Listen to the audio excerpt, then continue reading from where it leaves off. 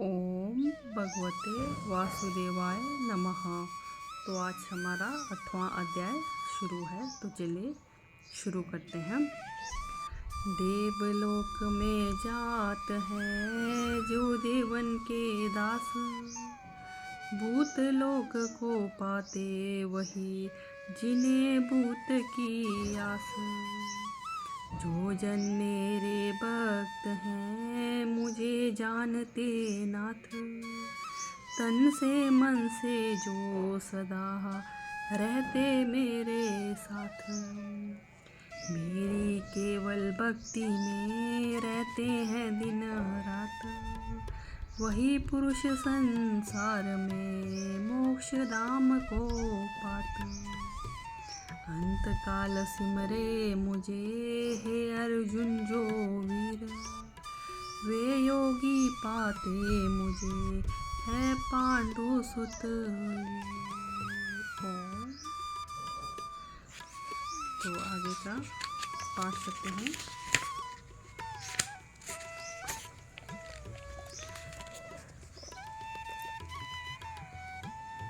अथ अष्टम अध्याय प्रारंभते अक्षर ब्रह्म योग। अर्जुनोवाच। श्री कृष्ण जी के वचन सुनकर अर्जुन प्रश्न करता है, हे पुरुषोत्तम जी, तुमको तुम्हारे भक्त ब्रह्म जानते हैं, सो ब्रह्म क्या है, अध्यात्म क्या है, कर्म क्या है, अधिभूत क्या है, अद्वैत क्या है। हे मधुसूदन जी, अधियज्ञ क्या है। जो प्राण त्यागने के समय तुझको ऐसा जानते हैं, तिनकी गति क्या है। इस सब अपने नामों की कृपा करके मुझको समझाओ। अर्जुन के प्रश्न का उत्तर श्री कृष्ण भगवान जी कहते हैं। श्री भगवानोवाच। हे अर्जुन, मैं सबसे न्यारा और अविनाशी हूँ, इस कारण मेरा नाम ब्रह्म है और मुझको अपने प्रताप है, अपने ही बल से बल है और अपने ही ज्ञान से ज्ञान है। अन्य जितने भूत प्राणी हैं, तिन सबको मेरे बल से ही बल है और मेरे ही ज्ञान से ज्ञान है। सब मनुष्यों का अधिकार ठाकुर प्रभु हैं, इस कारण से मेरा नाम अध्यात्म और सब भूत प्राणियों की उपजाता हूँ। जैसा किसी के मस्तक में कर्म रेखा लिखता हूँ, वैसे ही इसको प्राप्त होता है। इस कारण से मुझको कर्म कहते हैं। पंचभूत जो जल, तेज, वायु, पृथ्वी और आकाश है, जिसको अविनाशी करता हूँ, इस कारण से मेरा नाम अधिभूत है। और जो कुछ होनहार है, जिसका भी प्रभु ठाकुर मैं ही हूँ, इससे मेरा नाम अद्वैत है। जितने यज्ञ होते हैं देवता पितरों के निमित्त, श्राद्ध शाह मनुष्य करते हैं, सब में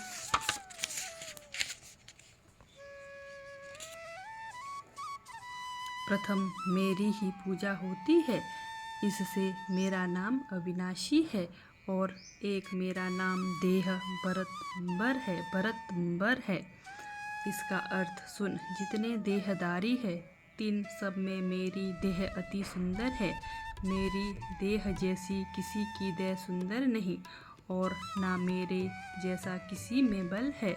देहधारियों को क्या कहिए। जितने मेरे अवतार है, उन सब में यह मेरा अवतार महाश्रेष्ठ है। इस कारण से मेरा नाम देह भरतंबर है। जो अनंत काल देह त्यागने के समय ऐसा मुझको पहचान कर मेरा स्मरण करते करते देह त्यागते हैं, सो मेरे परमानंद अविनाशी पद में जा प्राप्त होते हैं, इसमें संदेह नहीं। हे अर्जुन, देह त्यागने के समय जिस जिसका स्मरण करते हैं, देह को त्यागते हैं, तिस को ही को पहुँचते हैं। इससे सर्वकालों में मेरा ही स्मरण कर। क्या जानिए यह क्षण भंगुर देह किस समय छूट जावे। मेरे में निश्चल चेता रखे तो मुझको पावेगा, इसमें संशय नहीं। हे अर्जुन, सब समय चित कर, श्वास श्वास मेरा ध्यान कर, स्मरण कर। यह अभ्यास योग के लक्षण है। मुझ प्रभु में मन राखे। यहाँ ईश्वर पूर्ण प्रभु ऐसा जानकर ध्यान करने से मेरे विखे मिल जाता है। प्रभु कैसा हूँ, काम रूप सबका ज्ञाता हूँ, सबसे आदि अलेख हूँ। मेरी आज्ञा सबके सिर पर है, मुझ पर किसी की आज्ञा नहीं, और सूक्ष्म से अति सूक्ष्म हूँ, सबका उत्पत्ति करता हूँ। अचिंत रूप हूँ, प्रवीण हूँ, सबके जानने हारा हूँ। जिसको अचिंत रूप कहते हैं, मैं ही तेज रूप होकर सूर्य में विराजमान होता हूँ।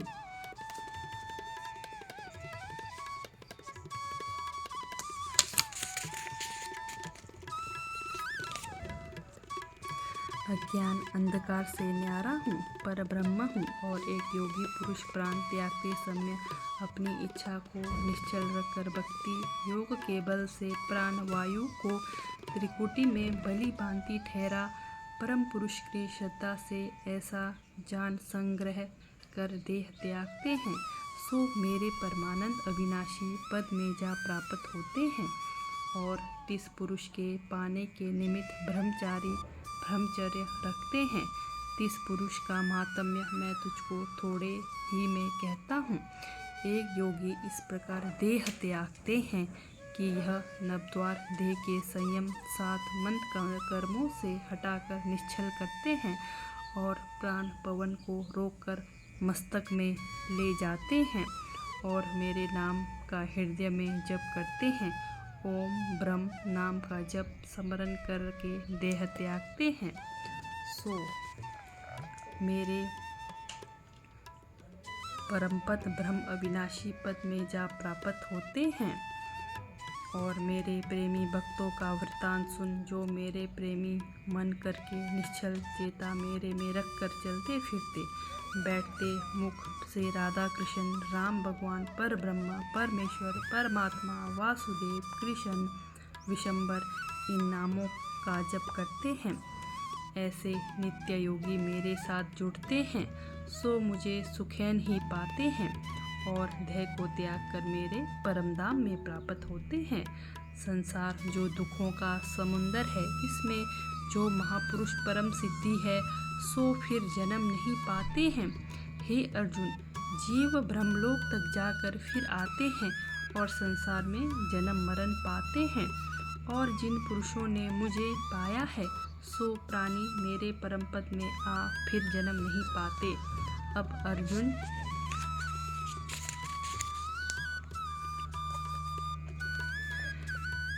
जिन पुरुषों ने मेरा महात्म्य सुना है, तिनकी दृष्टि सुन।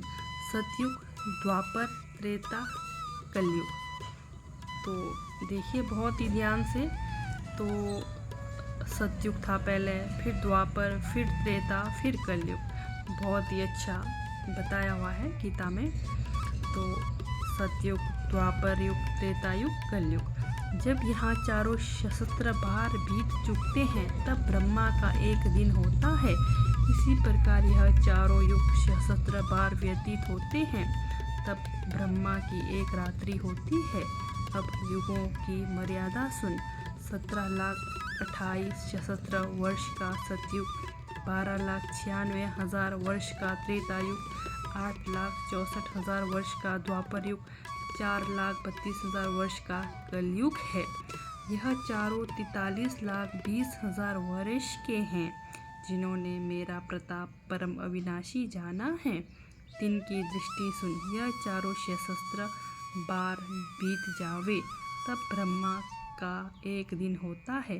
इनके जाने से एक सा ही है।